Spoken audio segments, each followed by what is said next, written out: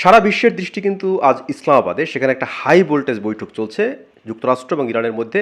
যুক্তরাষ্ট্র এবং ইরান দুই দেশেরই শীর্ষ পর্যায়ের নেতৃত্ব এই প্রতিনিধি দলে অংশ নিচ্ছেন এবং সেখানে এই যে আলোচনা চলছে সে আলোচনার ফলাফলের উপরে নির্ভর করবে যে মধ্যপ্রাচ্যে যে রক্তক্ষয়ী একটা যুদ্ধ শুরু হয়েছিল তার ভবিষ্যৎ কোন দিকে যাবে।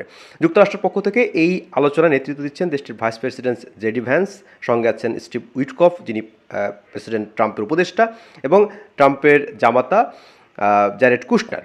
আর অন্যদিকে ইরানের পক্ষে আছেন দেশটির পররাষ্ট্রমন্ত্রী আব্বাস আরাকচি এবং পার্লামেন্টারি স্পিকার বাগের গালিবাব। মানে দুই পক্ষ থেকেই খুব সিরিয়াস রকমের জোর দেওয়া হচ্ছে এই আলোচনায়, কারণ এই যুদ্ধ যে পর্যায়ে এখন আছে তাতে দুই দিকেই ব্যাপক ধ্বংসাত্মক ঘটনা ঘটেছে। তো এখন এই যুদ্ধের ভবিষ্যৎ কি, মানে যুদ্ধবিরতির ভবিষ্যৎ কি হতে পারে, এটা হচ্ছে সবচেয়ে আলোচনার দিক।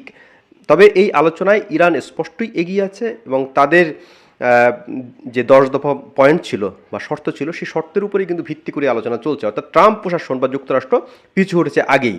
সুতরাং বলা যায় যে আলোচনায় একটু এগিয়েই আছে ইরান, এবং ইরানের দিক থেকে যে ধরনের শর্ত দেওয়া হচ্ছে মোটামুটি সেগুলোই একটা শক্ত অবস্থানে থাকবে। তবে দুটি ফ্যাক্টর এখানে খুব মনে রাখতে হবে যেটা এই আলোচনার কেন্দ্রে থাকবে। একটা হচ্ছে লেবানন ইস্যু, আর একটা হলো হরমুজ প্রণালী।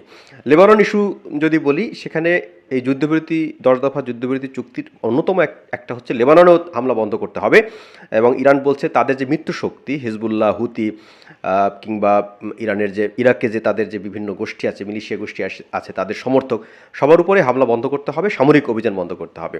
কিন্তু ইসরায়েল বলছে যে আমরা সব সমর্থন, মানে সব পয়েন্টে সমর্থন দিলেও, সব কিছু মানলেও লেবাননে হামলার বিষয়টি আমরা মানব না, এবং লেবানন নিয়ে ইসরায়েল একটা সুদূর প্রসারী লক্ষ্য আছে, সে কারণেই তারা বলছে। এবং আজ যখন এই আলোচনা চলছে তখনও লেবাননে ইসরায়েলি বাহিনী হামলা চালিয়েছে এবং সেখানে তারা ব্যাপক রকমের ধ্বংসাত্মক কার্যক্রম তারা চালিয়ে যাচ্ছে। এমনকি 7 এপ্রিল যখন যুদ্ধবিরতি হয়, ঠিক তার পরের দিন 8 এপ্রিল ইসরায়েলি বাহিনী লেবাননে হামলা চালিয়ে 250 মানুষকে হত্যা করেছে এবং প্রায় 1000-এর মতো মানুষ আহত হয়েছেন, এবং শত শত অ্যাম্বুলেন্স সেখানে এই মানুষজনকে পরিবহনের জন্য নিয়োজিত আছে।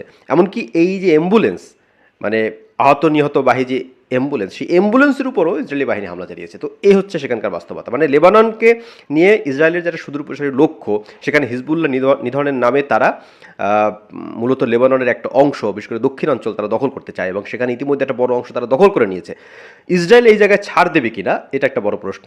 অন্যদিকে হোয়াইট হাউসের যে প্রেস সেক্রেটারি, তিনিও বলেছেন যে এই যুদ্ধবিরতি যে চুক্তি হবে এর মধ্যে লেবানন অন্তর্ভুক্ত থাকবে না। কিন্তু ইরানের পক্ষ থেকে বলা হয়েছে যে তারা তাদের যে মিত্র তাদেরকে ফেলে যাবে না।